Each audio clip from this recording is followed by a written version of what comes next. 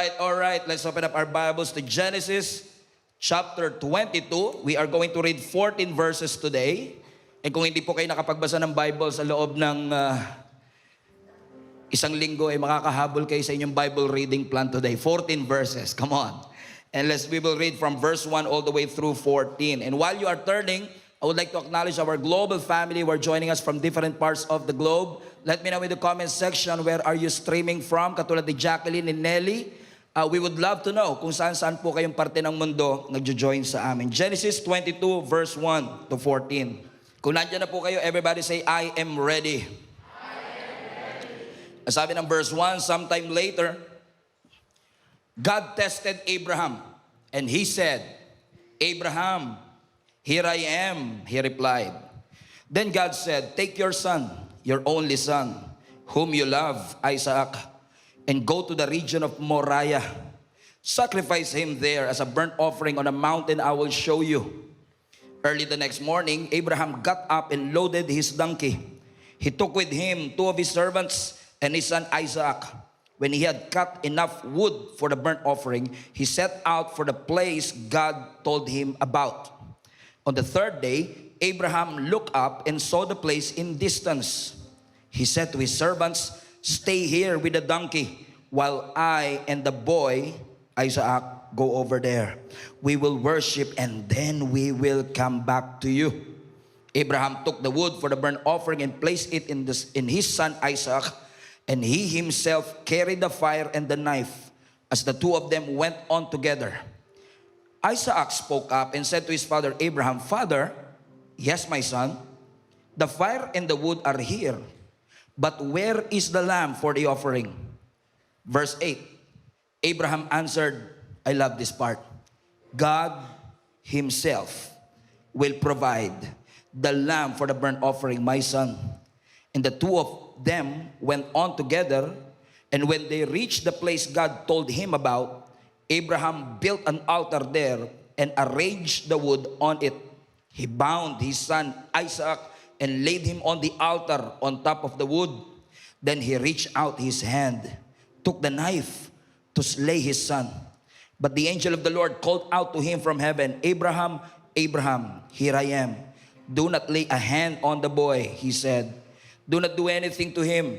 Now I know that you fear God, because you have not withheld from me your son and your only son. Verse 13, Abraham looked up, and there in the thicket he saw a ram caught by his horns. He went over and took the ram and sacrificed it as a burnt offering instead of his son. Verse 14, Abraham named the place, watch out for the name drop, Yahweh Jireh, which means the Lord will provide. And even to this day, people still use that name as a proverb, on the mountain of the Lord, it will be provided. Pwede niyo po bang sabihin sa katabi niyo ang title ng message natin today, with conviction? Sabihin mo sa kanya, the provision is here.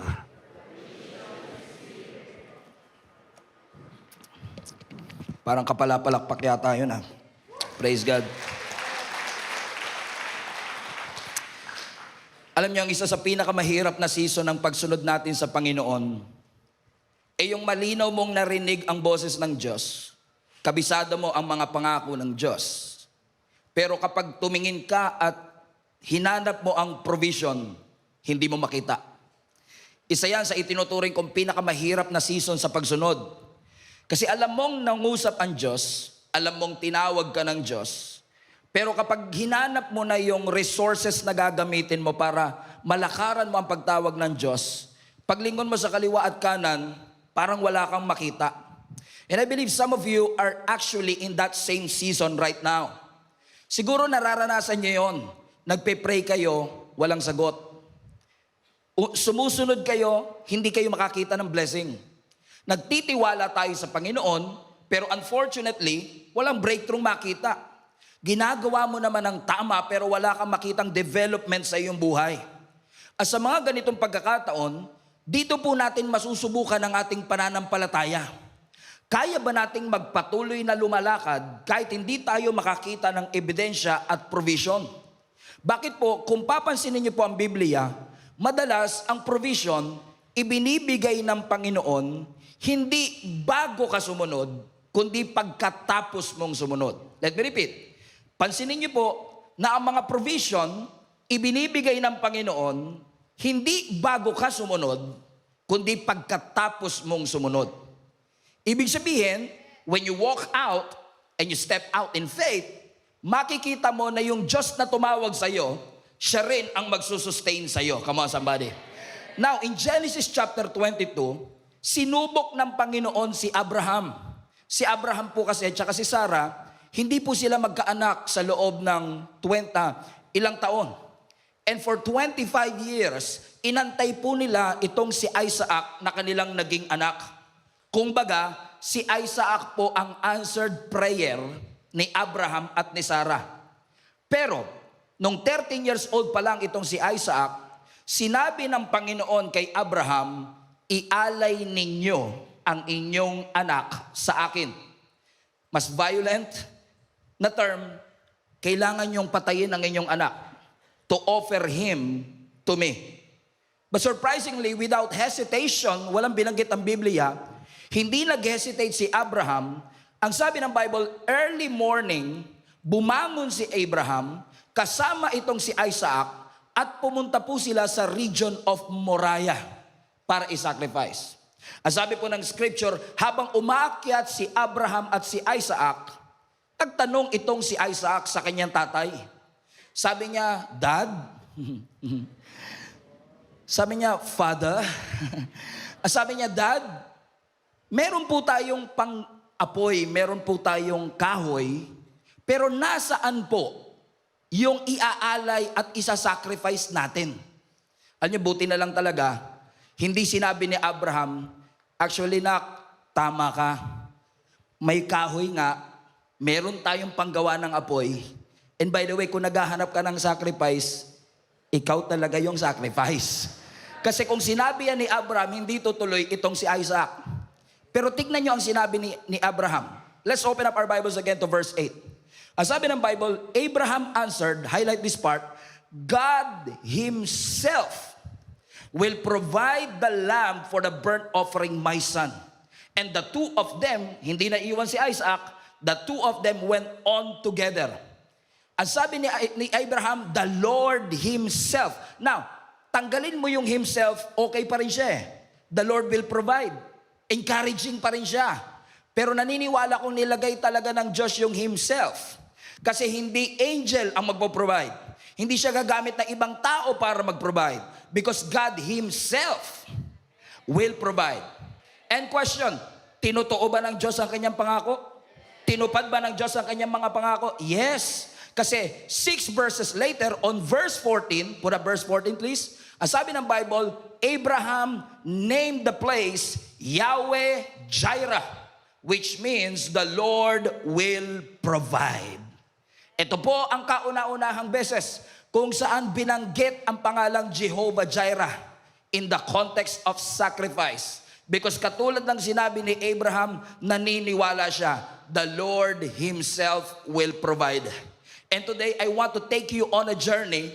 Ano po yung tatlong katotohanang makikita natin about provision na kapag tinignan po natin ang text at ang storya, naniniwala ako that the provision that we need is actually in these verses. Are you ready, church? Parang hindi yata ganado ang 3 p.m. Amen. Are you ready to receive 3 truths and 3 lessons of provision based on Genesis chapter 22? Number 1, ang unang lesson at katotohanan ng provision is that provision is ready. Provision is ready. Bakit po? Balikan natin ang verse 8. Ang sabi ni Abraham, God Himself will provide the lamb for the burnt offering. Everybody, read that with me. Everybody say, God Himself. Highlight that part. God Himself. Now, tignan nyo yung verse ulit. Hindi sinabi ng Bible, I hope God will provide. Hindi sinabi ng Bible, maybe God will provide. Siguradong sigurado si Abraham, God Himself, come on, will provide. Pero here's the catch. Sa mata ni Abraham, God will provide. Now, hindi ako magaling sa English, pero yung will, ibig sabihin yan, bigyan ng jacket yan. Okay, tinitignan ko lang kung nakikinig ba kayo. Hindi ako magaling sa English, pero pag binanggit mo yung God will, it speaks about the future. So, ibig sabihin, sa perspective ni Abraham, magpo-provide pa lang ang Diyos. Pero sa perspective ng Diyos, hinanda niya na yung provision. Because the provision is already prepared for him. Naniniwala ko ganyan tayo minsan. When we pray for provision, lagi natin sinasabi, God will provide. God will do it. In fact, pag tinignan niyo po yung Hebrew word ng Yahweh, Jireh o Jehovah Jireh, ang ibig sabihin po niya sa Hebrew is actually to see, makakita, to see. So when you call that name Jehovah Jireh, you are saying, the Lord sees it. Nakikita ng Diyos. Ibig sabihin, hindi mo pa nakikita, nakita na ng Diyos. Ra'ah. Nang ibig sabihin is to see. So every time kiniklaim mo, every time tinatawag mo, Jehovah Jireh, ang sinasabi mo, the Lord sees it. Nakita na ito ng Panginoon. Ibig sabihin pala, ang mga provision sa buhay natin, hindi siya random generosity. Ang provision, hindi aksidenteng naging generous ang Diyos. Ang provision, foresight, F-O-R-E. Foresight, ibig sabihin nakita na before mo pang kailanganin.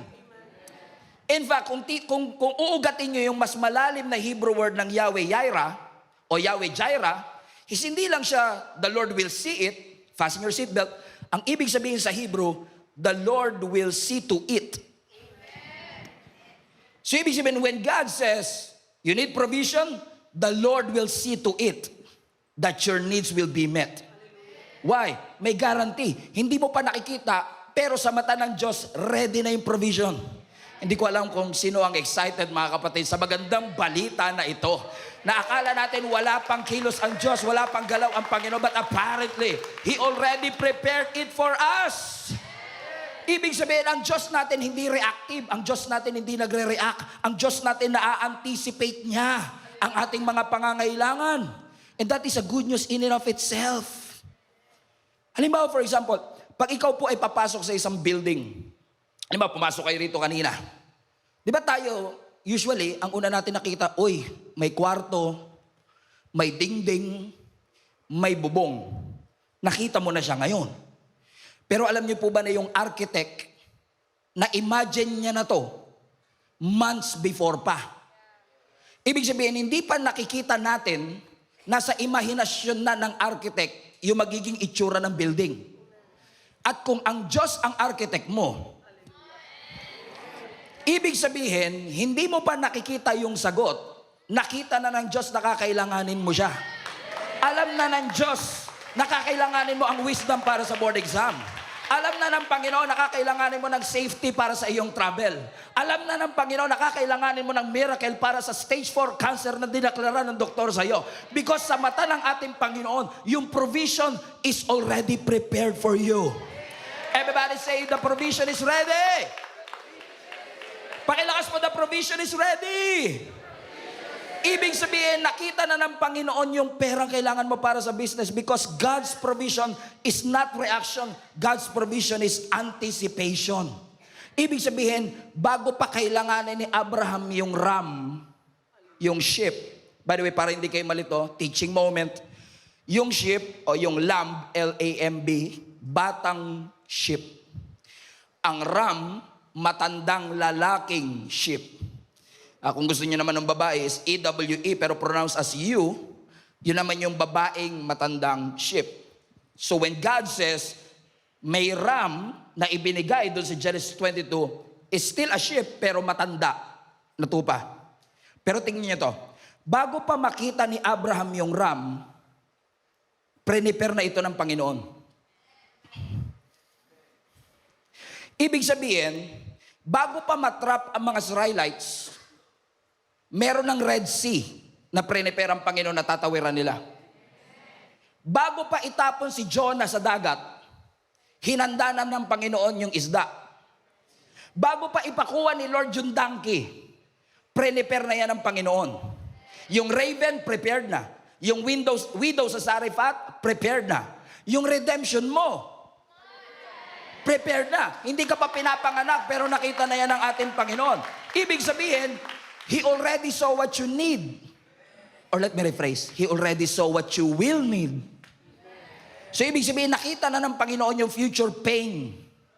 Nakita na ng Panginoon na yung timing na yan makakasama sa iyo. Nakita na ng Panginoon na unhealthy yung relationship na yan. Why? Because God's provision is what? Ready. And if you will have the faith to believe na hindi mo pa man siya makita, pero nakita na ng ating Panginoon, I believe your life will never be the same again. Amen? Because the ram is already prepared for him. Hindi pa siya nakakaakyat ng bundok, prepare na ng Panginoon yung kailangan niyang sacrifice at provision. Amen? Sabi mo sa katabi mo, pakiramdam ko ikaw topic today. Pakiramdam ko lang yan, pakiramdam ko lang yan. Number 2, okay, second lesson and second truth that we can look and we can see from this verse. Number 1, the provision is ready. Number 2, I love this part. The provision is accurate. The provision is accurate. I love this part. You know why? Bigyan ko kayo ng food for the thought, so to speak. Nung pinigilan ng angel si Abraham, habang hawak-hawak ni Abraham yung kutsilyo, sabi, Abraham, magunos dili ka, hold your horses. Nung pinigilan ng angel si Abraham, he knew for a fact na kung hindi si Isaac ang offering, kailangan niya ng substitute na offering. So, ibig sabihin, alam ng angel, alam ng Diyos, kung sacrifice ang nawala, dahil wala na si Isaac, sacrifice din ang kailangan nila. That the Lord provided what? A ram. Ram ang binigay ng Lord kay Abraham. Bakit? Kasi yun yung kailangan niya at the moment. Now, kung binigyan si Abraham ng ginto, aanuhin niya yung ginto? Marami siya noon. Kung binigyan siya ng, sabi niya, hinto mo yan. Huwag mong patayin si Isaac. Ito lupa. It doesn't make sense, right? Because what I need right now is a sacrifice. And since I need a sacrifice, the sacrifice was provided for me. And let me tell you this, that was not an accident. That was intentional. Kasi kung binigyan siya ng servants, marami na si Abraham niyan. Kung bibigyan mo akong ginto, marami na ako niyan. Ang kailangan ko ngayon, ram. At dahil yun ang kailangan niya, yun ang binigay ng Panginoon sa kanya. Let's open up our Bibles to verse 13. Ang sabi ng Bible, nung nangailangan siya ng sacrifice, Abraham looked up, and there, in a thicket, highlight this part, he saw a ram caught by its horns. And he went over and took the ram and sacrificed it as a burnt offering instead of his son. Since the sacrifice was needed, the sacrifice was provided. Because God's provision is what? Accurate and precise. Kung ano kailangan mo, yun ang ibibigay sa'yo. Aanuin mo ang maraming pera kung alam mo naman na kagalingan talaga ang kailangan mo. Amen? And let me tell you this, pakita mo yung picture anak ni Abraham at ng ram. Now think about this. Do you really think that this is an accident? Nabigla na lang, nung nangailangan si Abraham ng sacrifice, biglang may na trap. No, I believe that this was prepared because the provision is ready. And the provision is what? Accurate. Exactly what he needs. Hindi aksidenteng basta-basta na lang yan nangyayari. But because God has a purpose, but because God is in it, kahit parang, nangyayari ba talaga yan? Pero dahil kailangan ni Abraham, binigay ng Panginoon. Exactly, because provision is what? Accurate. Naalala ko nasa Dumaguete ako, kasama si Jenny, and meron po tayong Gia Dumaguete. Nagkakanda ko kami ng divine encounter doon.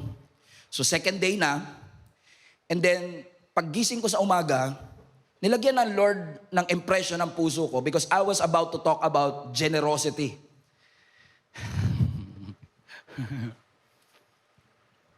So, nilagyan ng Lord ang puso ko ng sabihin na nating wisdom na gamitin ang illustration para ma-emphasize yung power ng generosity, parang feeling ko, naramdaman, parang nilagay na ni Lord na kailangan ko ng 10,000 pesos, come on.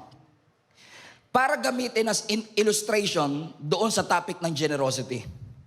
So at by the way, hindi lang 10,000 pesos 10,000 na tigwa 1,000. Yun ang kailangan ko. Okay? So sabi ko kay Jenny, syempre pag wala kang pera, kanino ka lalapit? Sa asawa mo. Kung walang pera ang conqueror, di saan ka pupunta? Sa more than conqueror. E di nilapit ako si Jenny ngayon. Sabi ko, baby kasi tawagan namin. Baby. Lumapit ako sa kanya, sabi ko, may 10,000 ka ba dyan? Nagulat siya kasi, gusto mo gagamitin yung 10,000? Kailangan ko cash, tigwa 1,000. Wala tayo niyan, Kung gusto mo, mag-withdraw tayo. Pero we are running late that time, wala kaming time para mag-withdraw. Sabi ko na lang, o sige, wag na lang, baka next time ko na lang gagamitin yung illustration. After all, makakapag-preach pa rin naman ako kahit wala yung illustration na yon. Pero habang nagbabiyahe kami, sabi ko, Lord, mas maganda sana to kung meron talagang 10,000. And I'm trying my best na makahinto sa ATM, makapag-withdraw ng 10,000. But unfortunately, hindi ako nakapag-withdraw. And then, di ba, in-encounter na, nagturo na, ako na ang susunod na magtuturo. Listen to me. Just a few minutes, tapos na yung first preacher, ako na ang susunod para magturo ng generosity. And then all of a sudden, may kumalabit sa akin. Sabi niya, Tay, may naghahanap sa sa labas. Police? Hindi po. Tay, may naghahanap po sa labas. Sino daw? Follower niyo daw po sa Facebook. Usually, hindi ko nilalabas yung ganon. Kasi malay mo naman kung may masamang intention. Pero alam mo, I have this prompting from within na lumabas ako saglit. Sabi ko, sige, saglit lang Lumabas ako. Malapit na ako magsalita, tatawagin na ako. Lumabas ako, sabi ko, hi ma'am, kamusta po kayo? Hi pastor, pinapapunta po ako ni Lord dito. Kaninang umaga po kasi kinausap ako ni Lord na ibigay ko daw po ito sa inyo. Sobre. Binigyan ako ng sobre. Siyempre, inisip ko naman, baka anthrax to, kaya kapamakan to. Hindi ko inisip na kung ano laman niya. Pumasok ako, na-realize ko, teka lang, paglingon ko bigla, wala na siya. Hindi man lang nagpa-picture, wala man lang. Talagang binigay niya lang, umalis na siya. Paglingon ko, wala na kagad siya sa likod.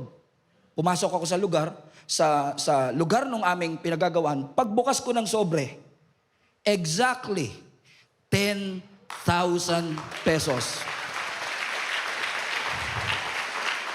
Now, hindi siya 10,000 na tigpa 500. Hindi siya 10,000 na tigwa 100. 10,000 na tigwa 1,000. Exactly what I need.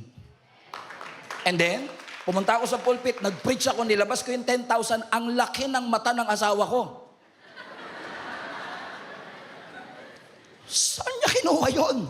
Nagtataka siya, saan ko kinuha yung 10,000 sapagkat di niya ako binigyan ng 10,000? After ko magturo, sinabi ko sa kanya, ay, hindi ko alam, basta may tumawag daw, follower daw siya. Hindi na nga sa akin nakapagpa-picture. At paglingon ko, wala na. Alam mo, nung oras na yon, naniwala na talaga ako sa anghel. I'm not superstitious, I may be wrong, but I guess that was an angel sent by God. Hindi naman life and death situation. Hindi ko ikamamatay kapag hindi ko nakuha yon, maipipreach pa rin ang dapat ituro na gusto ng Panginoon. But sometimes marunong din maglambing ang Panginoon. Na minsan ibibigay ng Panginoon yung mga bagay na gusto mo and exactly how you need it and what you need. Why? Because God's provision is what?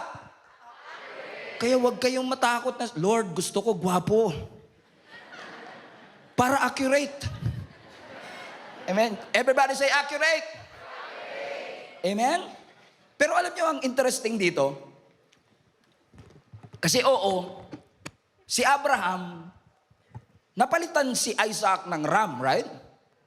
Pero hindi ba pumasok o sumagi sa isip natin na, bakit kaya yung ram, hindi pinakita kay Abraham nung umakyat pa lang sila ng bundok? O kaya nung tinatali niya pa lang si Isaac? Kung kailan hawak niya na yung kutsilyo, tsaka ipapakita. Kasi ang Diyos hindi lang siya accurate sa kung ano bibigay. Accurate din ang Panginoon saan? Sa timing. Imagine niyo, pwede namang dalhin ng follower na yun yung 10,000 sa akin ng umaga. Ba't hindi binigay ng umaga, ng tanghali? Kung kailan, ilang minuto na lang ako na. The moment I exactly need it, the very timing, binigay ng Panginoon. Let's look at the verse. Ang sabi ng scripture sa verse 10, then he reached out his hand, took the knife to slay his son. Everybody read this. Verse 11, go. But the angel of the Lord called out to him from heaven, Abraham, Abraham, and here I am. Now think about this. Kung kailan hawak niya na yung kutsilyo. Grabe timing, no? Sinakto talaga, nahawak niya na yung kutsilyo. Hindi the night before, hindi halfway through the mountain. At the exact moment na hawak niya yung knife, and the knife was raised, tinawag siya ng anghel, Abraham, wag mo siyang sasaktan. And I find it interesting na hindi pinigilan si Abraham habang naghahanda pa lang siya, habang umaakyat pa lang siya. You know what? I believe God impressed this to me. Kasi kung si Abraham naglalakad pa lang paakyat, at si Abraham naghahanda pa lang, totoo, sumusunod siya sa Panginoon. At sinasabi niya, Lord, I will follow you no matter what. Kung ito ang gusto mo, gagawin ko po, Lord, and I will follow you. Yung puso niya is a heart of obedience. Watch this. But the moment na hinawakan niya yung kutsilyo, hindi na lang yan basta obedience. Ang sinasabi niya, Lord, surrender na po. At hindi siya pinigilan sa moment ng obedience. Pinigilan siya sa moment ng surrender. Bakit? Kasi binigay ng Lord si Isaac as an answered prayer. Pero tinetest ng Panginoon ang puso ni Abraham. Ibinigay ko ang desire ng puso mo. Ang tanong, ako pa rin ba ngayon ang laman ng puso mo? God's timing is so accurate. Kaya huwag kayo magmamadali. Kasi may plano ang ating Panginoon. Kasi kung ang intention lang ng Panginoon, mawala yung takot ni Abraham, edi dapat nung umakyat pa lang sila, okay na eh. Pero ang purpose talaga ng Panginoon, i-transform ang puso nitong si Abraham. Kasi kung umakyat si Abraham, nakita niya na kagad yung tupay, yung ram, oh, salamat. Thank you. Andiyan na, thank you. Edi, maluwag puso mo, pero hindi na-transform ang puso mo. Amen? Nangyayari ba sa inyo minsan yun? Yung parang, halimbawa, nagpe-pray kayo ng pabayad ng renta. Tapos kailangan nyo magbayad ng A15. Tapos kung kailan A15, doon darating. I mean, ginawa mo lahat. Nagtrabaho ka, nag-ipon ka, lahat ginawa mo. Lumipas yung A10, A11, A12, wala. Papanik ka na. 14, A15, bayaran na. All of a sudden, may bonus ka. All of a sudden, biglang may lumapit na kaibigan mong matagal ka ng tinataguan sa utang. Biglang nagbayad. Come on now. Parang hindi nangyayari yun ah. Parang biglang i-reaction yun. Totoo ba yan? Nangyayari pa ba yan ngayon, Pastor? Alam ko, tumutuloy na lang pagtatago yan eh. And all of a sudden, bigla ka nagkaroon ng customer. All of a sudden, may umorder na napakarami. And all of a sudden, you have the provision. Tapos sasabihin mo, Lord, ba't di mo kasi, kinakaba mo pa ako? Sana nung 10 na lang. Sana nung 9. Bakit? God wants to test your heart. Kasi maaari, theory ko lang to ha, it may not be absolutely true, but posible kasi na kapag yung pera dumating ng maaga, baka yung tiwala mo mapunta sa pera eh. Pero napansin niyo ba kapag yung pera ang tagal dumating, kapit na kapit ka sa Lord eh. Lord, kailangan kita ngayon at kailanman. Everybody say timing. Ibibigay naman pala ni Lord yung anak. Bakit pinaabot pa si Abraham ng 100 years old? Kasi pag dumating sa'yo na akala mo late na at wala ng pag-asa, hindi mo na madideny. Diyos na talaga to. Hindi na to galing ko, hindi na to provision, hindi na to connection, hindi na to edukasyon. Diyos na talaga to. At dahil alam mong Diyos yan, walang ibang kukuha ng papuri kundi ang ating Panginoon. Hallelujah. Why? Because God's provision is, number 1, ready. Number 2, accurate. And are you ready for the last part? God's provision, I love this part, is a message. God's provision is a message. Balikan natin ang verse 14. And Abraham named the place, everybody read now, Yahweh Jireh, which means the Lord will provide. Now notice, no? Pansinin ninyo, hindi pinangalanan ni Abraham, the Lord gave a ram. Ang pinangalan niya, the Lord will provide. Alam niyo po kung bakit? Now, naniniwala ako na kaya ito ang pinangalan ni Abraham is because ang pinakamagandang natanggap ni Abraham na provision ay hindi yung ram. Maganda na natanggap niya yung ram. Maganda na merong sheep na kapalit ni Isaac. But the greatest blessing that day was not the ram. The greatest blessing that day was a revelation of who God is. Pinatunayan ng ating Panginoon is not about the blessing, it's all about the blesser. Hindi ito patungkol sa pangako, kundi sino ang nangako sa iyo. Ibinabalik tayo ng ating Panginoon na yes, nakatanggap siya ng substitute, nakatanggap siya ng provision, but at the end of the day, ang message, hindi yung blessing. Ang message, yung nagbigay ng blessing. Hindi yung binigay, kundi sino ang nagbigay.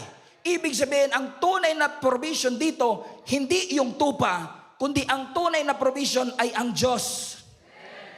Bakit? Hindi naman talaga gustong kuhanin ng Diyos si Isaac.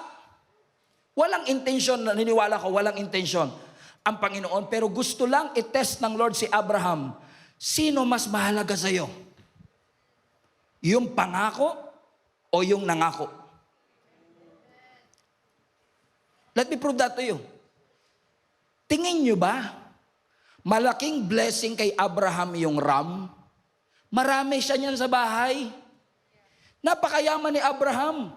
He had a lot of livestock and servants. Maaari na kung binigyan siya ng ram, marami po ko niyan, Lord, sa bahay. 7. Gusto mo daling ko pa. But the blessing was not the ram. The blessing was a revelation. He encountered the Lord that day. He encountered who God is that day. Kaya every time you got the blessing, huwag kang masyadong ma-fixate, wow, grabe blessing. Kasi kada blessing, message yan. Kapag nakatanggap ka ng promotion, may mensahe ang Diyos sa iyo. Kapag nakatanggap ka ng provision, may mensahe ang Panginoon sa iyo. So it's not about the blessing, it's all about who is your blesser. Sino nangako? Sino ang nagbigay? Doon tayo ibabalik ng ating Panginoon. Come on now. Doon tayo ibabalik ng ating Panginoon. Kasi ang tunay na test dito is their surrender to the Lord. Tinetest ng Lord si Abraham, kaya mo bang isuko, ibigay sa akin ang lahat? And if God would ask you that same question, are you able to surrender everything to the Lord right now?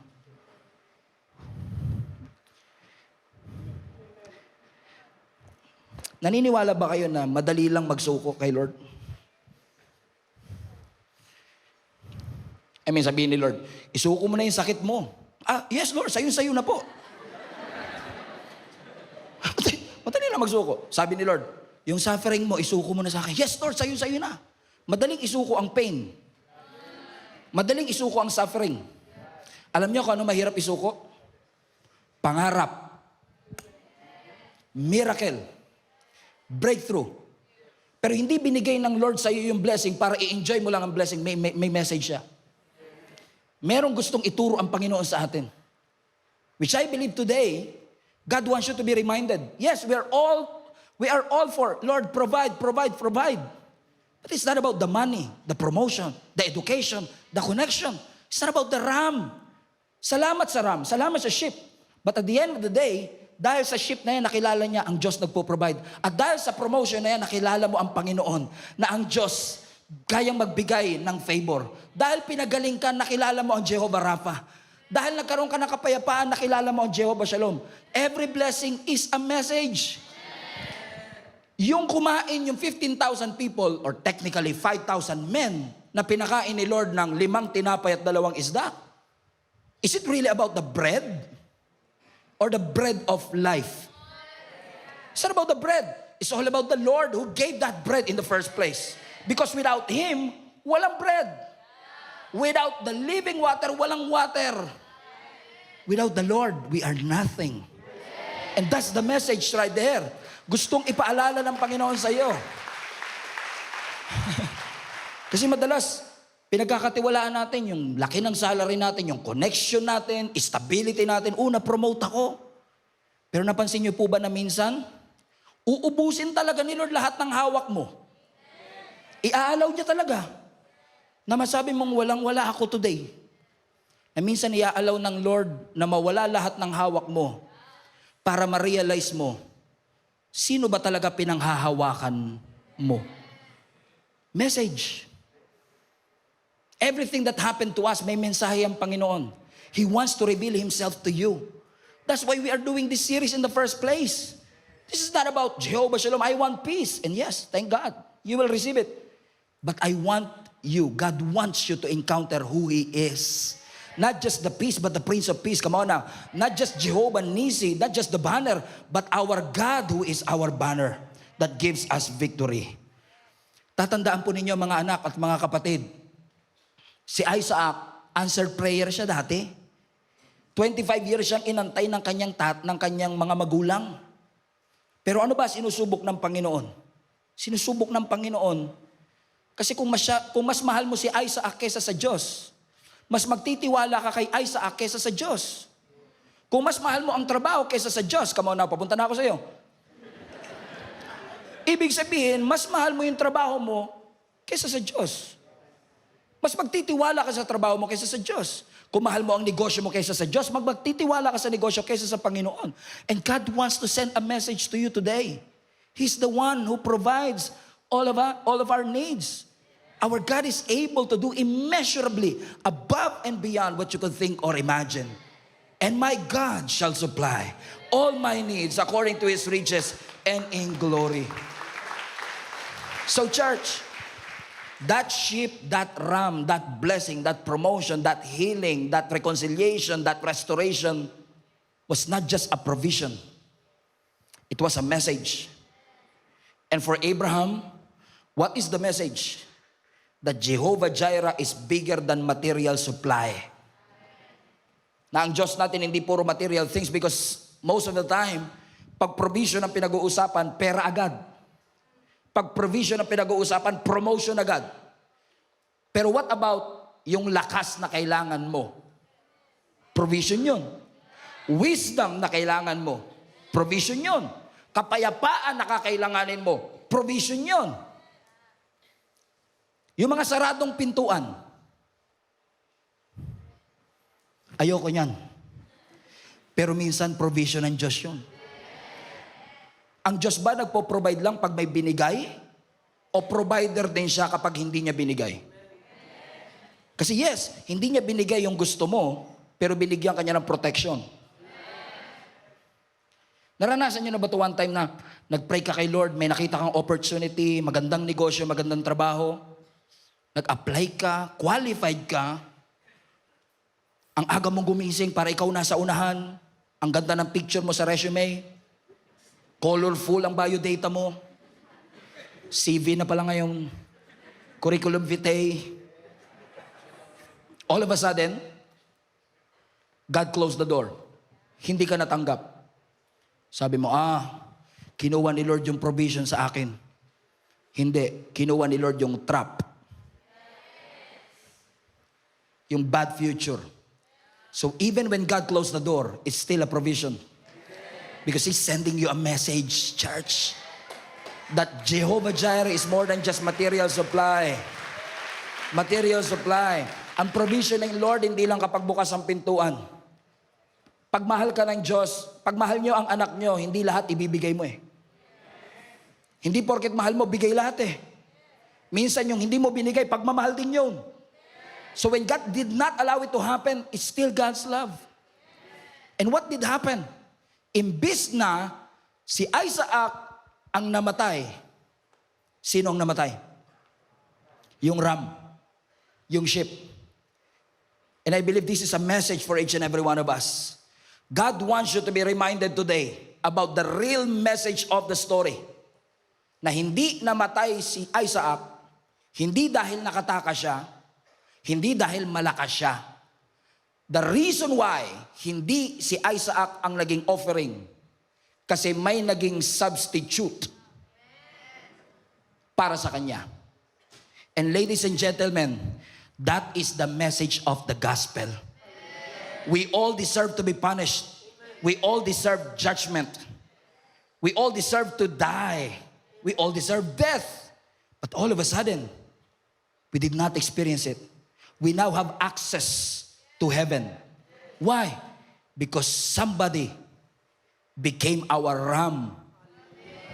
Somebody became the substitute of us. Na tayo dapat yung nandoon, pero sino naging substitute?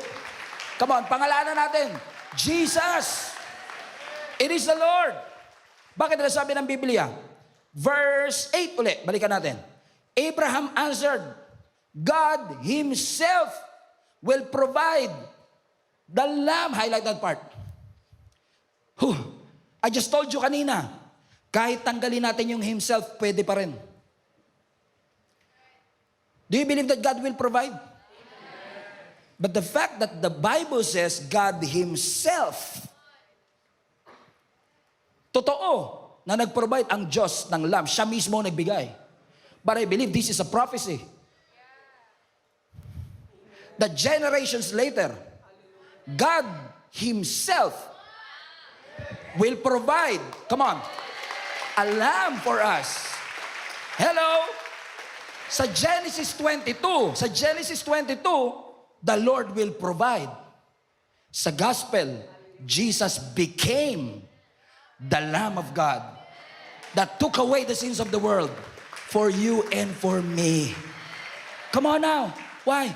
Because this story is more than just the story of Abraham and Isaac. This is a story of our Lord Jesus Christ. This is the story of your redemption. This is the story of how the Lord saved you and me. That He provided Himself to die on the cross for all of us.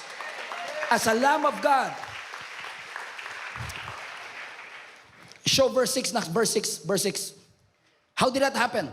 The Bible says in verse 6, Abraham took the wood. Iba sa inyo, alam niyo na kung saan ako papunta. Abraham took the wood for the burnt offering and placed it on his son Isaac. May kahoy, kinuha, nilagay kay Isaac. Saan papunta si Isaac? Sa bundok ng Moriah para i-sacrifice. Meron ba kayong kilala na ganun? Na nilagyan din ng kahoy sa balikat, umakyat din ng bundok na Golgotha to be sacrificed. So if you think that Genesis 22 is all about Isaac, that's not the message. Genesis 22 is all about Jesus. Show them the picture. Show them the picture. Why? Because look at the similarities. Isaac carrying the wood in Mount Moriah. Jesus carrying the wood of the cross. And this is interesting. Yung ram, naligtas si Isaac. Dahil sa ram, may isang bata na nakaligtas. Pero dahil kay Jesus, buong mundo ang naligtas. Buong mundo ang naligtas. Come on now. Everybody say it's all about Jesus. One more, show them the picture of yung ram na nahuli, yung nahuli sa tinik. If you think about this, yung ram nakulong sa tinik. Pero si Jesus, nilagyan ng koronang tinik. Why? This is a picture of our Lord Jesus Christ. So Jesus is the provision. Jesus was indeed that ram. Yung ram, rehearsal lang siya. Pero si Jesus, ang tunay na fulfillment. Yung ram, temporary provision. Pero si Jesus, siya ang eternal provision. Balik ba yung picture ni Isaac, nak? Isaac, please. Yung kanina, side by side. Si Isaac, temporary provision. Si Jesus, eternal provision. Parehong tatay, nag-alay. Yung isa pinigilan, yung isa natuloy. Bakit? Because he wants to save you and me. So think about this. Thank God for all your prayers. Lord, bigyan mo ko ng promotion, bigyan mo ko ng pera, bigyan mo ko ng open doors. Bigyan mo na ako ng jowa. Bigay mo na lahat, Lord. And you think that's the greatest blessing that you will receive? No. The greatest blessing that you will ever receive is not promotion, it's not money. The greatest blessing that you will ever receive is salvation. That's the greatest blessing. Because more than 2,000 years ago, somebody by the name of Jesus Christ, he took the cross. By the way, this mountain of Mount Moriah, look at the history. Generations later, became the place kung saan tinayo ang Jerusalem. And the mountain of Moriah is the same mountain range of Golgotha. It was a type of our Lord Jesus Christ. A foreshadow of the great things that is to come. Why? Now, we are not just saying, salamat sa RAM. R-A-M, hindi R-U-M.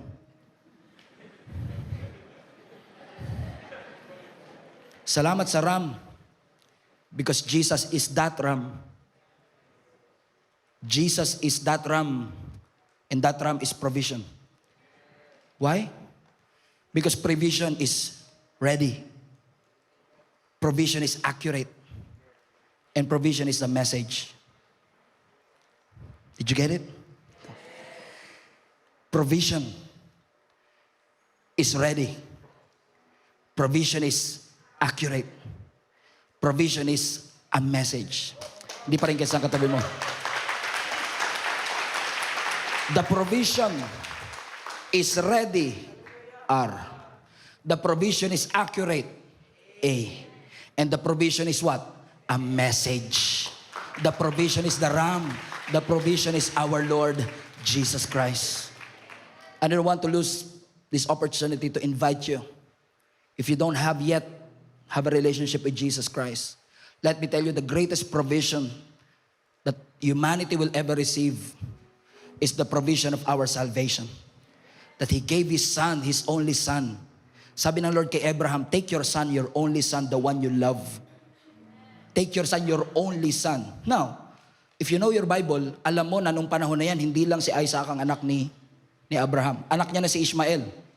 Pero bakit niya sasabihin your only son? Why? Because he was referring to the promised son. So take your son, your only son, the one you love. For God so loved the world that He gave His only Son, so that whoever will believe in Him will not perish, but have everlasting life. Church, don't lose this opportunity to accept Him as your Lord and Savior. Because now we are not just praying, Lord, provision, provision, provision. No. Because the provision is here. Is with us right now. And do you believe that Jesus is here today? I believe so. Everybody stand to our feet. Let's open up our Bibles to Exodus chapter 17. We are going to read from verses 11 all the way through, verse 8 all the way through 16. So Exodus 11, verse 8 hanggang 16. While the people of Israel were still at Rephidim, the warriors of Amalek, everybody say Amalek. The warriors of Amalek attacked them. Moses commanding Joshua, choose some men to go out and fight the army of Amalek for us. Tomorrow I will stand at the top of the hill, holding the staff of God in my hand. So Joshua did what Moses had commanded and fought the armies of Amalek. Meanwhile, Moses, Aaron, and Hur climbed to the top of the nearby hill. And as long as Moses held up the staff in his hand, the Israelites had the advantage. But whenever he dropped his hand, the Amalekites gained advantage. Meaning, kapag nakataas ang kamay ni Moses, panalo sila. Kapag nakababa ang kamay ni Moses, talo sila. Verse 12, so Moses' arms soon became tired, and he could no longer hold them up. So Aaron and Hur found a stone for him to sit on, and then they stood on each side of Moses, holding up his hands. So his hands held steady until sunset. And as a result, Joshua overwhelmed the army of Amalek in the battle, And after the victory, the Lord instructed Moses, write this down on a scroll as a permanent reminder and read it aloud to Joshua. I will erase the memory of Amalek from under the heaven. Verse 15, Moses built an altar there, watch out for the name drop, and named it Yahweh Nisi. The first and the only time that Yahweh Nisi was mentioned, which means the Lord is my banner. And he said, they have raised their fist against the Lord's throne. So now the Lord will be at war with Amalek, generation after generation. Pinamagatan po natin ang week 2 natin na mensahe, and we have called this message, the banner in the battle. The banner in the battle. Sa response nyo pala mukhang hindi kayo masyadong excited, but naranasan nyo na po ba ito? Nag-pray kayo, sinagot ng Lord. Naranasan nyo na po ba that you step out of faith, na nampalataya kayo sa isang bagay na matagal nyo nang pinapanalangin, and then ang Diyos binuksan niya ang mga pintuan at natanggap mo ang sagot sa iyong mga panalangin. And because of that, nakatanggap ka ng provision, nakatanggap ka ng kagalingan, probably nakatanggap ka ng deliverance na matagal mo nang ipinapanalangin sa Panginoon. And for a moment there, you feel like everything in your life is going the way you want it to be. Kumbaga pag naglalakad ka because you just received the blessing, your prayers just got answered, every time maglalakad ka, parang feeling mo, parang dikit na dikit kayo ni Lord. At para bang ang favored ko naman, na para sa dami-dami ng mga nagre-request at nag-i-email kay Lord, ako talaga ang nakakuha ng pabor. And it feels like everything is finally moving forward. Ang buhay ay peaceful, ang buhay masagana, everything seems under control. And finally, after years and years of prayer, finally pakiramdam mo, wow, for the first time, everything is falling into place. And just after you receive the blessing, almost immediately, naranasan mo yung tinatawag kong isa sa pinaka-confusing na pangyayari sa Christian journey. Kumilos ang Panginoon, then all of a sudden, pressure arrives. Kumilos ang Panginoon, and then all of a sudden, the challenge appeared. Parang wala nakakaranas ng ganito. You just received the blessing, you just received the miracle, nagtataka ka kasi sabi mo, akala ko, pag nakatanggap ako ng victory, I will feel at ease. Kala ko, kapag nakatanggap ako ng breakthrough, at harvest, pakiramdam ko, makakapagpahinga na ako. Akala ko, pag binigay na ng Panginoon yung milagrong matagal ko nang iniintay, at yung blessing na matagal ko nang iniintay, finally, tapos na rin ang laban. But sometimes, ang mga laban sa ating buhay, hindi dumarating before the miracle. Minsan may mga challenges na dumarating after the miracle. This is the context of Exodus chapter 17. Now, kung titignan nyo po, 17, bago 17, may 16 muna yan. Bago may 16, may 15 pa yan. At bago 15, may 14 pa yan. At ang Exodus 14 po ay isa sa pinakakilalang kwento sa Biblia kung saan tinulungan ng Panginoon ang buong bansa na makatawid sa pulang dagat, Red Sea. Ang sabi ng Bible, ginamit ng Lord yung tungkod ni Moises na nung itinaas niya ito, yung Red Sea na hati sa gitna at yung 600,000 Israelites ay nakatawid ng Red Sea on dry ground. Everybody shout, what a miracle! Amen. And on top of everything, pagkatapos nilang patawirin ng Panginoon, on Exodus 16, nagsimula po silang magutom, parang katabi mo.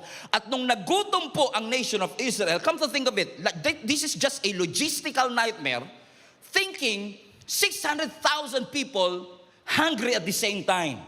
And then they asked the Lord, Lord, kailangan po namin ng pagkain. And on Exodus 16, nagpabagsak ang Panginoon ng kwek-kwek mula sa langit. Binagsak niya ang mga quail, ang mga pugo, and they were able to eat meat for the first time. And syempre, hindi naman sila papayag na puro pangbara lang. Walang panulak. So pagkatapos ng Exodus 16, sa Exodus 17, humingi naman sila ng tubig. Sabi nila, Lord, nasa desert po kami, uhaw na po kami, we want water.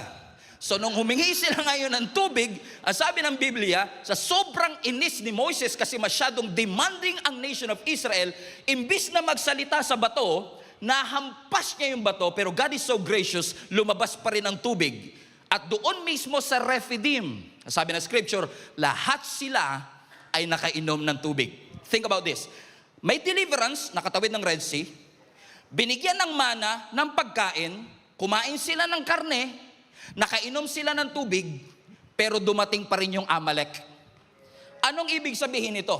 Ang mga breakthrough sa buhay mo, hindi mapipigilan ang mga challenges. Hindi porket pakiramdam mong favored ka, hindi porket pakiramdam mo natanggap mo ang blessing, ibig sabihin nun, hihinto na si Satanas para ikaw ay guluhin at i-distract. Same thing with the nation of Israel. They just received deliverance. They just received provision. They just experienced Jehovah Jireh. Next week yan. Amen? But after all the miracle and after all the provision, here comes Amalek. Tinugon ng Panginoon ang kanilang pangangailangan.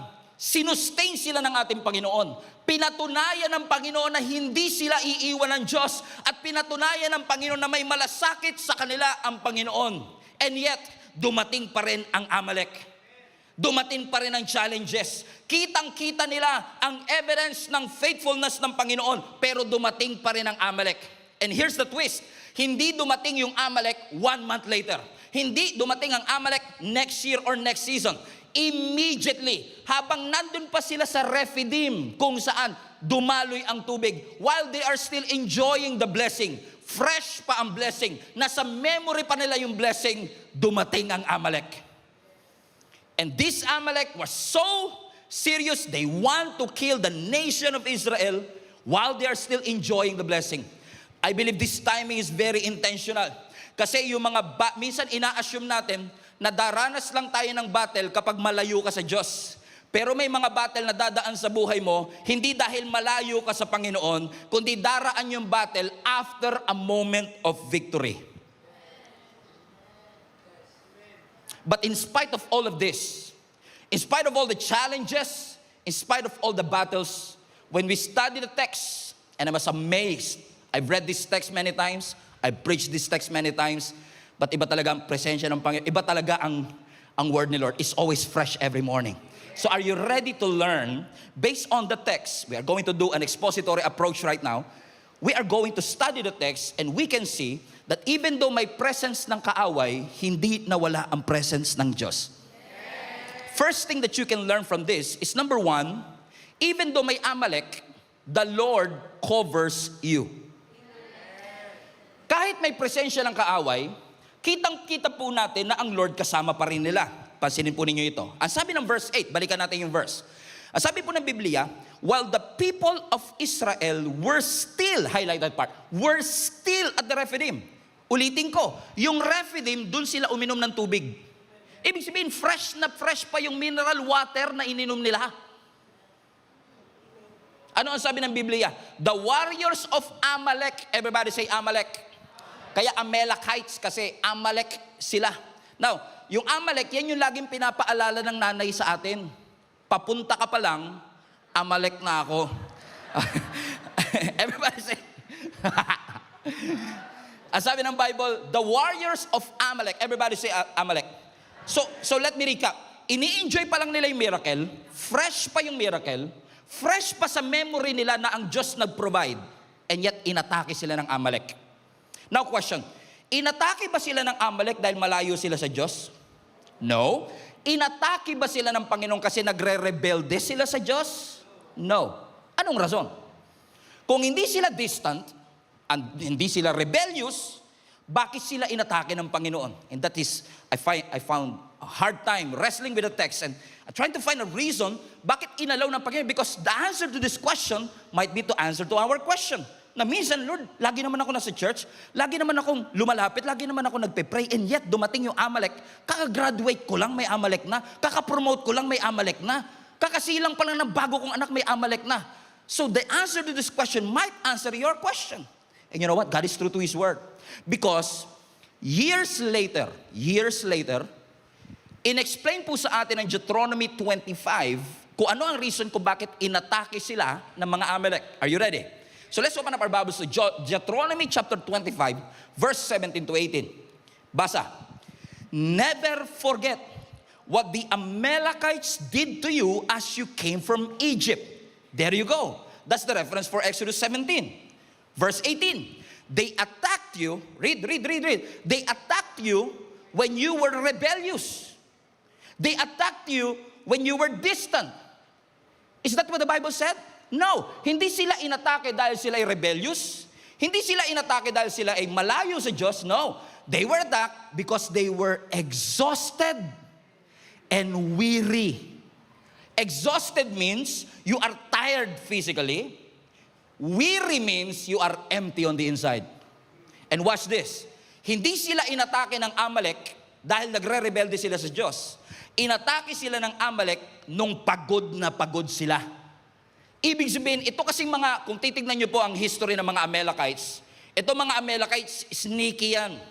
Pag umatake yan, hindi yan paharap umatake. Aatakihin ka niya from behind.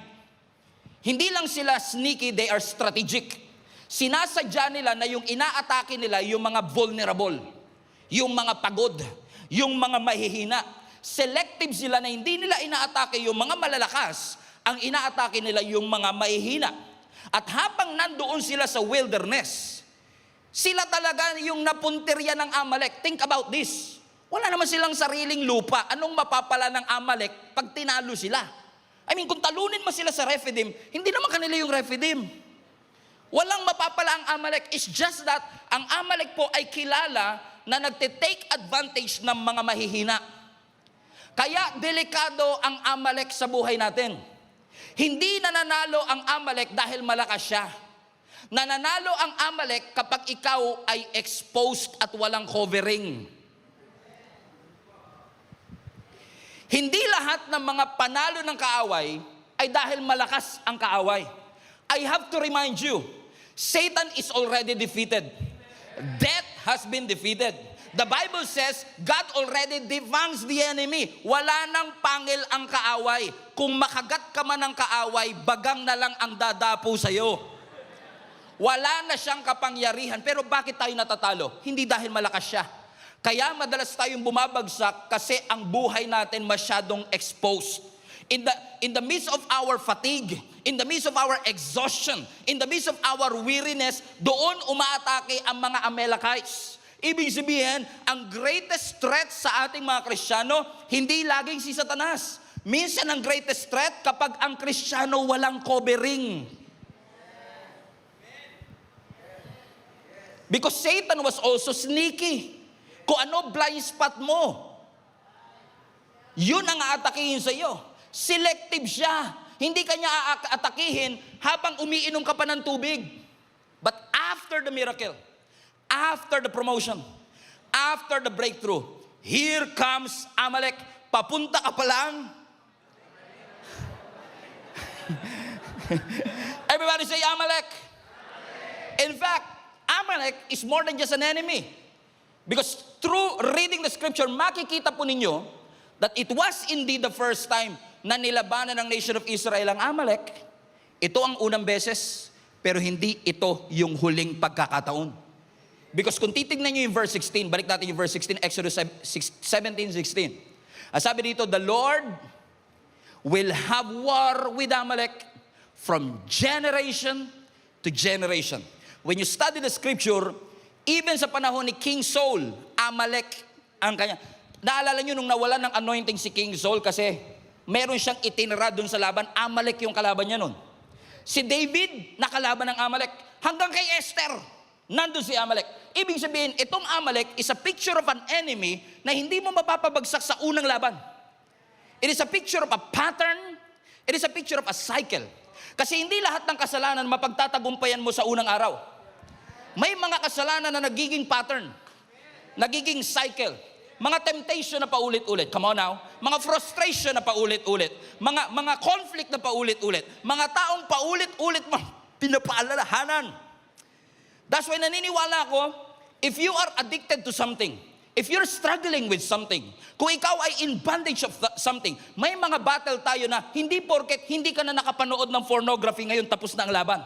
Kasi ang Amalek, babalik at babalik siya sa panahong vulnerable ka, sa panahong mahina ka, sa panahong exhausted ka, sa panahong weary ka. And that is a picture of something na akala natin tapos na, pero ang totoo, hindi pa pala. Pastor, bakit ganon? Hindi ba strong enough ang Diyos para talunin ang Amalek? No, it's not an issue of mas malakas ba ang Amalek sa Diyos. There's no question. God has no rival, God has no equal. Wala kang pwedeng ipantay sa Diyos. Malakas man ang kalaban mo, siguradong mas malakas ang ating Panginoon. Pero hindi natin matalo-talo ang Amalek dahil malakas siya. Kaya madalas may mga cycle and pattern sa buhay natin kasi ang mga Amalek, pag inignore mo, nagmo-multiply. Pag bumalik, mas malakas na siya. It is recurring, repeated, kasi yung mga tinotolerate mo sa isang season can be normalized in the next.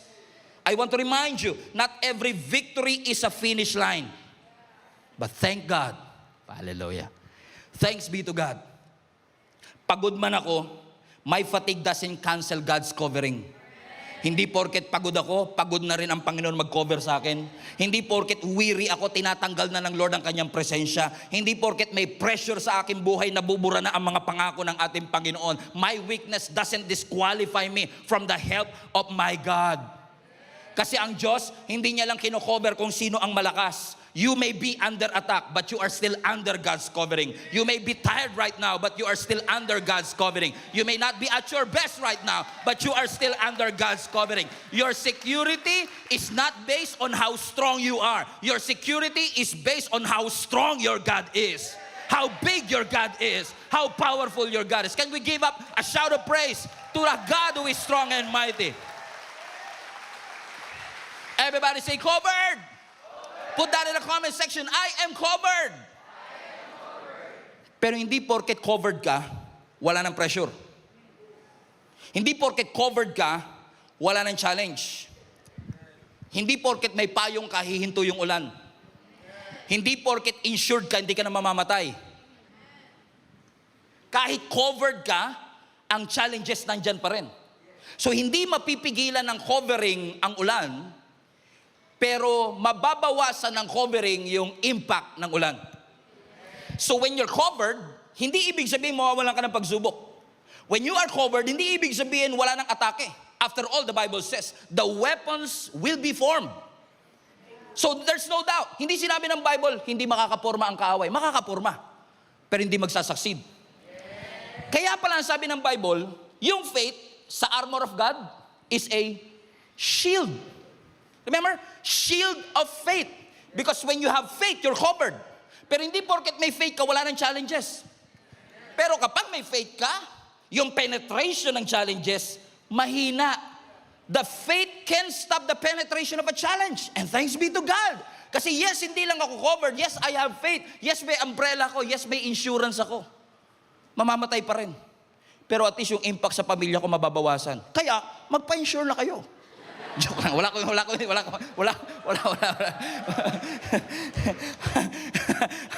Amen? Come on now. Ang pananampalataya, hindi niya matatanggal ang mga atake sa iyong buhay. Pero, it can stop the penetration. How many among you are grateful that you're covered? However, ito na naman si Pastor. However, covered ka, hindi mapipigilan ng challenges. Pero hindi porket covered ka na, hindi ibig sabihin nun hindi ka nalalaban. Kasi even though ang nation of Israel was covered by His grace, covered by His power, kilala nila kung sino ang kanilang Panginoon. Pero ang sabi ng Scripture, covered sila pero hindi tinanggal ng Lord yung responsibility nila to fight back. They're still fighting. Covered, but still fighting.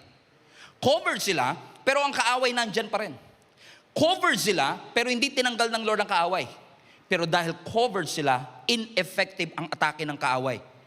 Because God was covering Israel, yes, but still, Israel had to fight. And when they fight, the Lord instructed them something. Ang sabi ng verse 9, read. So, dahil lalaban na sila, inatake sila ng mga Amalekite sa Rephidim, Moses commanded Joshua, choose some men to go out and run.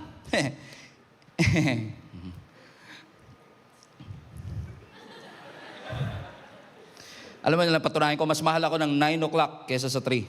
Okay, guys. Pero pwede pa naman kayo bumawi. No?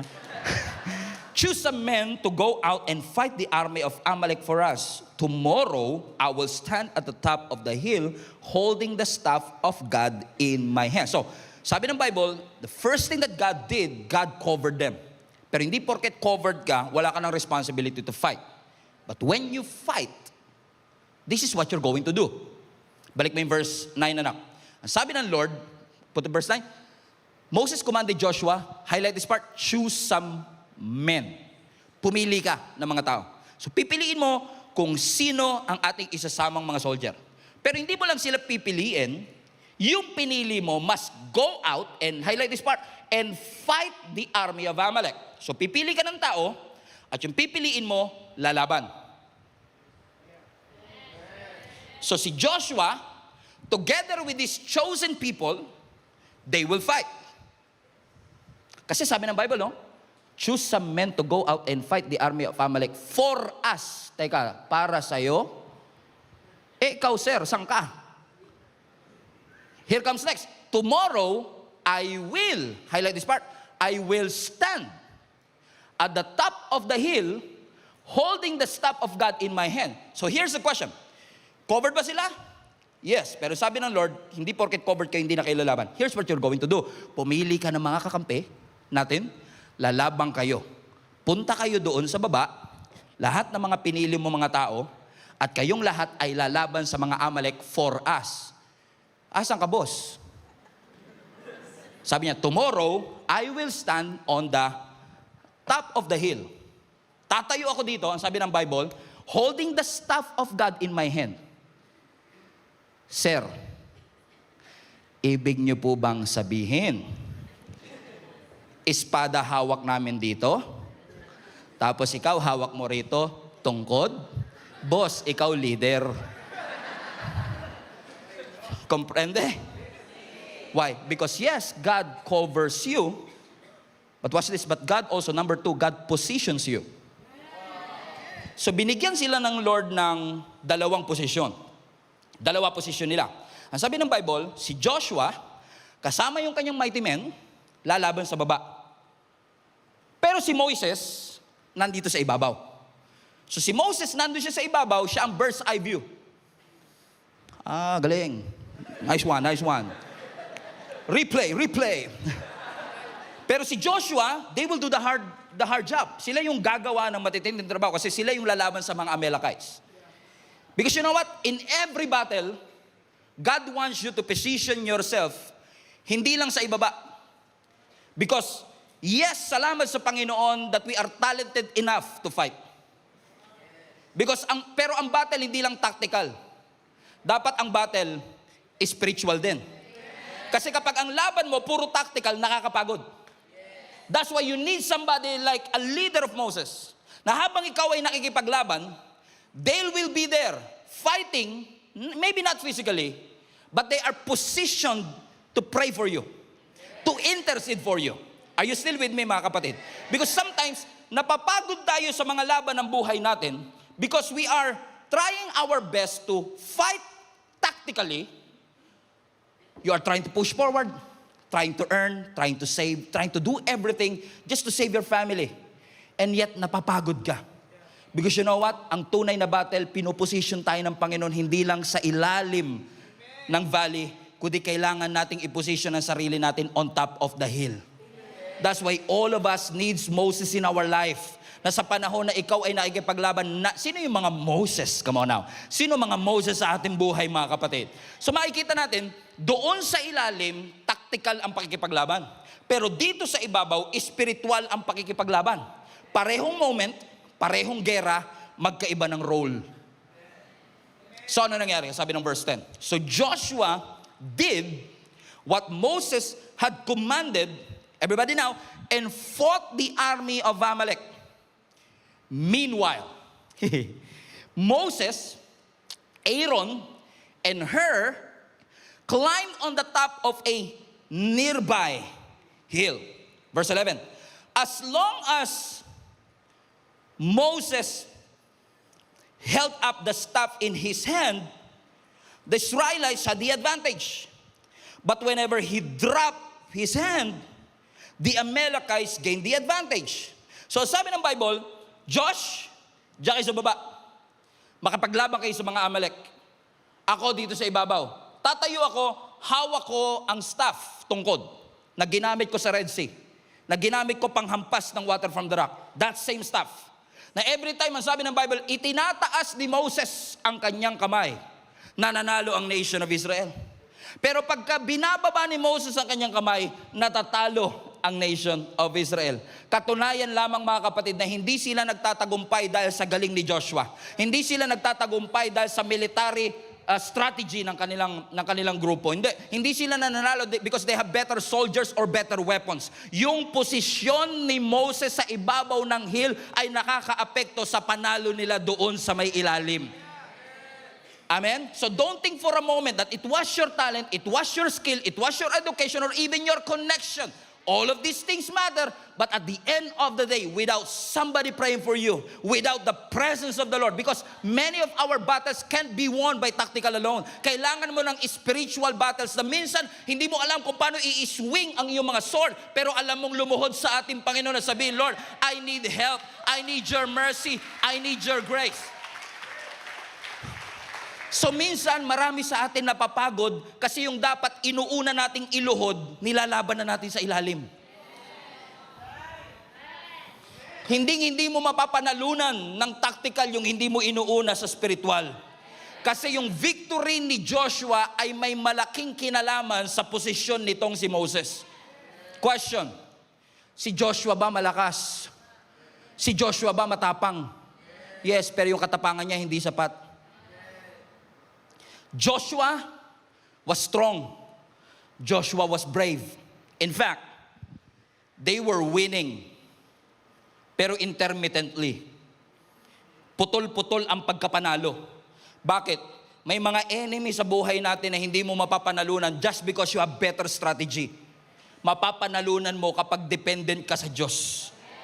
Minsan hindi mo alam anong kinalaman ng pagtaas ng kamay ni Joshua sa pagkapanalo ko sa ilalim. Pero di ba, hindi pa ba kayo nasanay sa Diyos? Iba talaga pamamaraan ng Diyos sa pamamaraan natin? His ways are greater and higher than our ways, and His thoughts are greater and higher than our thoughts. Remember, Joshua chapter 6, Jericho wall. Sabi ng Lord, ang unang syudad na iko-conquer niyo sa promised land, Jericho. Largest, strongest, safest city in Canaan. Yung kapal ng kanyang pader, pwedeng mag-U-turn ang kalesa. Pero sabi ng Lord, your military strategy is off the table. Umikot kayo once a day, But His ways are higher than our ways. Remember Gideon, Judges chapter 7? Di ba? Libo-libo ang kalaban nila, pero sabi ng Lord, 300 lang, tapos yan. Remember Jehoshaphat? 3 army nagtulong-tulong para pabagsakin ng Judah. Ready na silang lumaban. Ang sabi ng Lord, musician at singer ang ilagay mo. Buti na lang, nasa tono yung mga singer nun. Posible rin na kaya nalito mga kaaway kasi wala sa tono eh. Pero sino man naman ang mag-aakala na pwedeng papanalunin ng Panginoon without them even fighting? Why? Hindi lahat ng battle madadaan mo sa tactic, galing, talento, skills, and better strategies. No, sometimes all you need to do is kneel down and pray. Erase mo yung banner yan and remind yourself who your God is, who you are representing to, and who you belong to. Come on, palapakan natin ang ating Panginoon. So maganda. Masama ba magplano, Pastor? No. Ayusin mo, planuhin mo, isolve mo, push harder. Pero hindi pwedeng tulak ka ng tulak, plano ka ng plano, ayos ka ng ayos, pero napakahina ng prayer life mo, kapatid. Magandang may tactical advantage. You cannot fix your marriage just by these tactical things. I need more effort, I need more control, I need more strategy. But you need more prayers. Too. Hindi mo maayos ang wrong habits, ang stress, ang anxiety, just by the... No. If you have better weapons, you can perform good.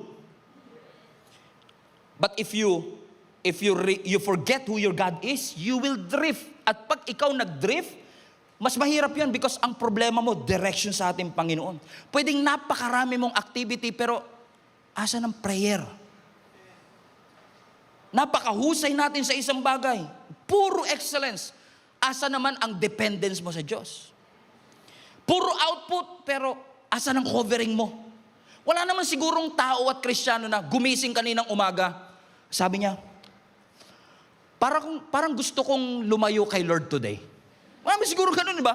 Yung paggising mo kagad, parang ang lapit na masyado ni Lord, gusto kong lumayo naman.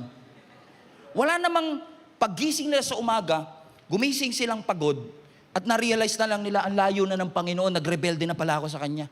Karamihan ng drift natin at paglayo natin sa Diyos, nagsimula sa, Lord, ngayong season lang, busy lang talaga eh.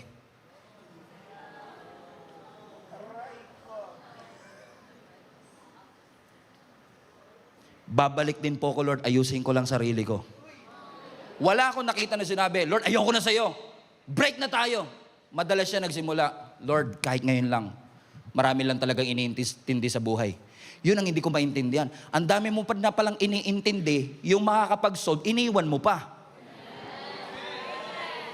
Marami ka na palang iniintindi, bakit mo iiwanan ng Panginoon? So, ibig sabihin, mas may tiwala ka pa sa bangko mo. Mas may tiwala ka pa sa alam mo. So, magaling ka sa tactical, pero hindi lahat ng battle mapagtatagumpayan ng galing at husay. Ligo at dasal. Kailangan mo. Sabi mo sa katabi mo, may pag-asa ka pa. May pag-asa pa yan. O, safeguard lang, 3 beses. Amen. Kailangan mo ng spiritual warfare. Kailangan lumaban. Amen? Huwag mo kakalimutan ng Panginoon. Huwag mo sasabihin sa Lord, balikan kita later, Lord. Nag-a-adjust lang. You need God on your side. You need this stuff raised because you cannot win. Because your posture in your spiritual life will affect your tactical, practical life. Amen? Although hindi lahat ng nagpe-pray, nagsasucceed. Kasi minsan, you're too focused naman in your spiritual. Ano sabi ng verse 12? Nung tinataas ni Moses, verse 12 please, nung tinaas ni Moses ang kanyang kamay, ang sabi ng scripture, Moses' arms soon, highlight this part, became tired. So sabi ng Bible, nakaposition si Moses, nakaposition si Joshua, they were winning kapag nakataas si Joshua, as si Moses, but unfortunately, sabi ng Biblia, nung nakataas na ang kamay ni Moses, ano sabi ng Bible? Napagod si Joshua. His arms became tired. So he could no longer hold them up. So, Aaron and Hur. Sino ba to si Aaron and Hur? Si Aaron kapatid niya, si Hur leader ng mga Israelites. So, si Aaron and Hur nakahanap ng bato para paupuin si Moses sa bato. At habang itinatas, look at show the picture please para ma-imagine ninyo. At habang si Moses nakataas ang mga kamay, si Aaron and Hur were supporting him. But there was never in the text na nabasa nating Aaron complained or Hur complained. Because I tell you this, hindi po maganda yung posisyon na ito. First, nung nanalo ang mga Israelites, celebrate sila, panalo tayo, panalo tayo. Ikaw Aaron, ano ginawa mo? I mean, hindi ka tulad ni Joshua. Ikaw Joshua, anong ginawa mo? Nakapatay ako, 47. Ikaw, yung mga soldier, grabe. Ito mo, gas-gas mga armor ko. Ikaw, Hur. Pero do not underestimate the power of Aaron and Hur. Wag mong i-underestimate. Kyle, it only takes committed people to do this. Moses, Hur, you don't want to be in this position. Moses, wala pang deodorant nung time na yon. Come on now. Wala pang Rexona nung panahon na yon. You don't want to be in this position. But sometimes, yung mga inaayawan mong posisyon ang gagamitin. Hindi porket hindi nakikita, hindi mahalaga. Hindi porket hindi napapansin, hindi mahalaga. Because sometimes yung hindi mo napapansin, yun yung mga vital, significant organs na ginagamit ng Panginoon to win the battle.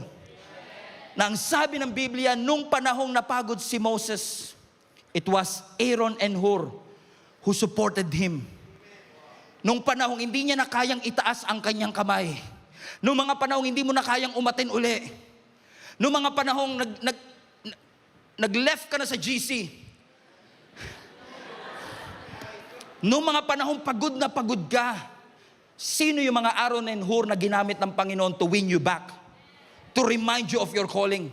To remind you, this is just a deception of the enemy. To remind you, there's hope. It's not too late for you to change. It's not too late for you to get up again. Anointed ka, oo, pero kailangan mo ng support system. Hindi lahat ng tao makikipaglaban para sa'yo. Hindi lahat ng tao susuporta sa'yo. Hindi lahat ng tao hahawakan ng kamay mo pag bumababa na siya. At hindi lahat ng tao lalapit sa'yo kapag nakataas ang kamay mo. But you need to find support system that are willing to position. I believe this is not Aaron and Hur. It was the Lord. It was the strength of the Lord that held them up. That's why they won. So don't think for a moment na nakalimutan ka ng Panginoon. Hindi. Pinosisyon na ng Panginoon yung mga taong tutulong sa'yo. Magpe-pray sa'yo. Man, bago ka pa maging member ng church na ito, pinosisyon na ng Lord yung future link-up group leader mo. Bago ka pa maging member ng church ito, pinosisyon na ng Panginoon yung magiging growth track teacher mo. Why? Because these people are willing to hold up your hand sa mga pagod na pagod ka para sabihin sa yung it's not yet over. The Lord is not done with you yet. The best is still yet to come. You ain't seen nothing yet. Come on, palapakan natin malakas ang Panginoon.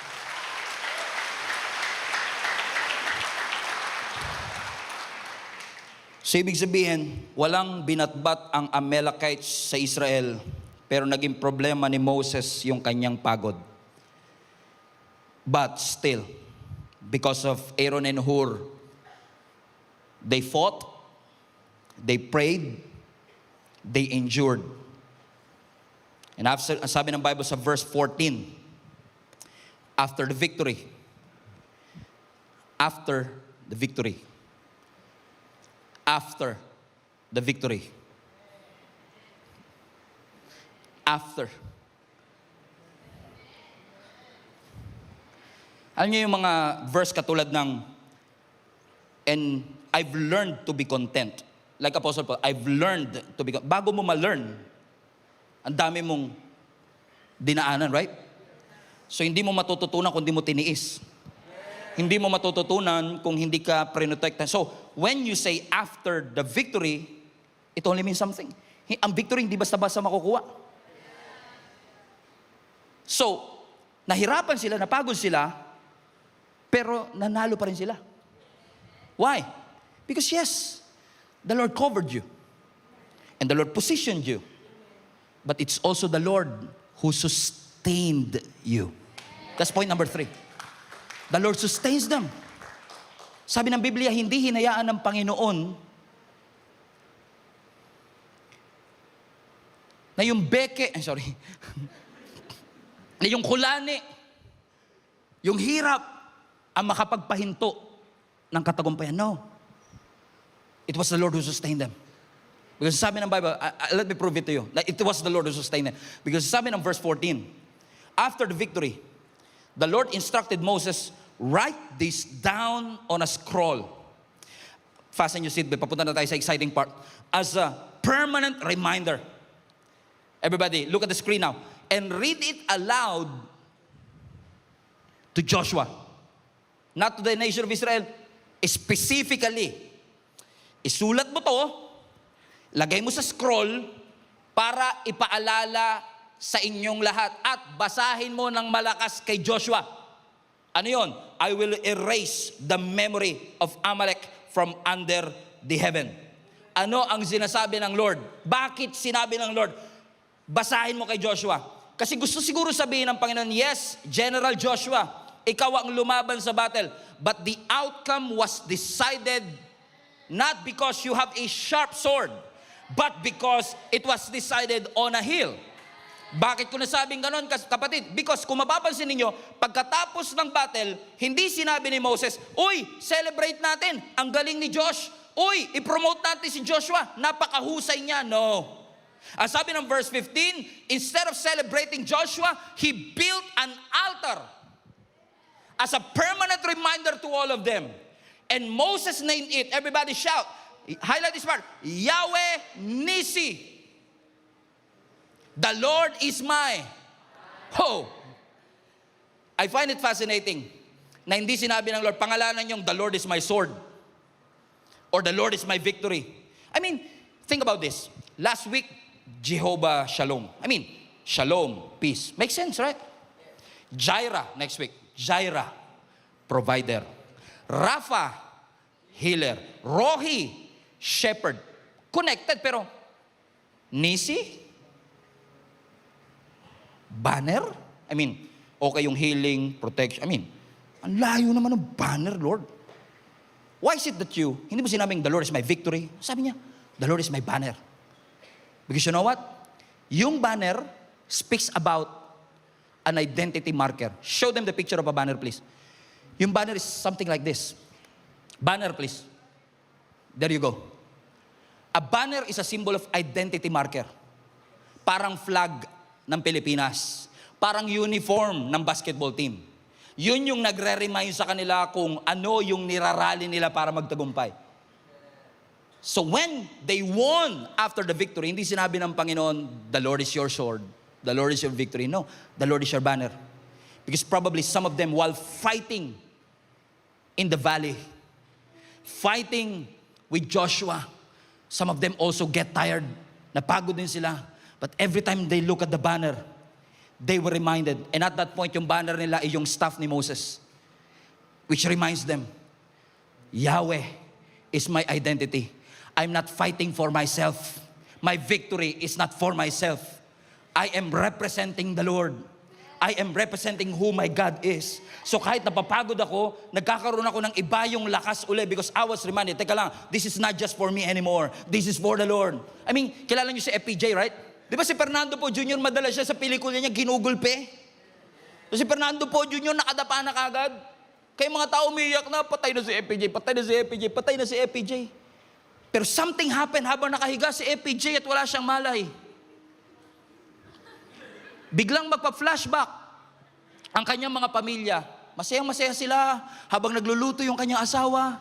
Habang kumakain sila na hapagkainan, namamasyal sila doon sa park. At habang si FPJ nandun, he was reminded of his family. And now, he may not have the strength to rise up again. But since he was reminded, I'm not fighting for myself. I'm representing my family. I know this is a silly illustration. Bakit si FPJ? But I would like to remind all of you mga kapatid that you are not fighting this battle alone. Amen. You are fighting under the name of Yahweh Nisi. The Lord is your banner. It's not your victory. It's the Lord's victory. It reminds you, who do you belong to? Who are you representing? Is it worth it? Are you still under His covering? When you say the Lord is my banner, Yahweh Nisi, you are reminding yourself, I know I belong to the Lord. I know I represent the Lord. I know my victory comes from the Lord. I refuse to fight life's battle outside the Lord. That's why He named Him Yahweh Nisi, the first and only mention of the word Nisi. Sabi ko nga, Lord, bakit dito sa Rephidim? Bakit hindi doon sa Red Sea? Hindi doon sa Mana? Bakit dito? Because I believe God is not just teaching the nation of Israel how to win. They are teaching them how to remain fighting under His name. May na-realize sila nung araw na yon. Na-realize nila hindi sapat ang lakas ko para manalo. Nananalo ako kapag naitataas ang pangalan ng Panginoon. I am not winning because I'm talented enough. Because hindi itinaas espada. Ang itinaas ay banner. Kasi magandang may espada, magandang may skill, magandang may equipment. Pero ang tanong, align ka ba? Alignment muna bago equipment. Align ka ba doon sa banner mo? Because every time you get tired, always run to your banner. Every time na nakukonfuse ka, balik ka doon sa banner. Balik ka kay Yahweh Nisi because Yahweh Nisi will remind you, you are not alone. The battle is the Lord's. You're not fighting on your own. You're fighting representing Yahweh Nisi. So they won. Ang banner hindi siya weapon. Ang weapon pwede magbago, ang tactics nag-a-adapt. Pero ang banner, it never changes. This text reminds us, ang decisive factor kung bakit sila nanalo, hindi dahil matalas ang espada ni Joshua, hindi dahil marami silang soldier, hindi dahil maganda ang kanilang strategy. Kaya sila nanalo. Kasi itinaas ni Moses ang banner, reminding each and every one of them, you're tired? Alam kong gusto mo na sumuko. But this banner is not based on your emotion, but it's based on your position. I know you're tired, but remind yourself of your position. You are under Yahweh Nisi. So pag emotion lang, minsan gusto mo na sumuko, pero every time nababalik at titignan mo yung flag, Lord, thank you. That my position in you is not based on my emotion. I'm tired. I want to quit. I want to end everything. But every time I look to the banner, I was reminded I was not alone. Hindi ako nag-iisa, kasama ko ang Panginoon at hindi ako pababayaan ng Panginoon. Hindi ako iiwan ng ating Panginoon. I belong to Jesus. I belong to His kingdom. I belong to Yahweh Nisi. Is there anybody here na makakapagpatunay, gustong-gusto mo nang huminto, but every time you've been reminded, you are the son of God. You are His daughter. You are the child of the Most High God. You are forgiven, restored, redeemed. And every time you remind yourself of that, nagkakaroon ka ng panibagong lakas.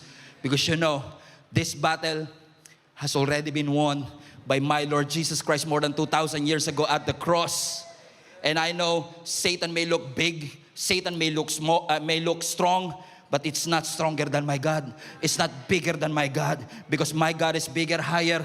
My God is powerful. No rival, no equal. Wala kang pwedeng ipantay sa Kanya. Wala kang pwedeng ikumpara sa ating Panginoon. Wala kang pwedeng ihambing sa ating Panginoon. Because every time you remind yourself, my God is my banner. My God is my identity marker. My God is my rally point, that every time I'm tired, every time I'm confused, every time ligaw ako, babalik ako sa banner, because that reminds me of my identity. That reminds me of who I am and whose I am, and I am the child of the Most High God. If you want to rally to that banner, stand to your feet right now. Praise the Lord Jesus Christ. Palapakan natin ang ating Panginoon.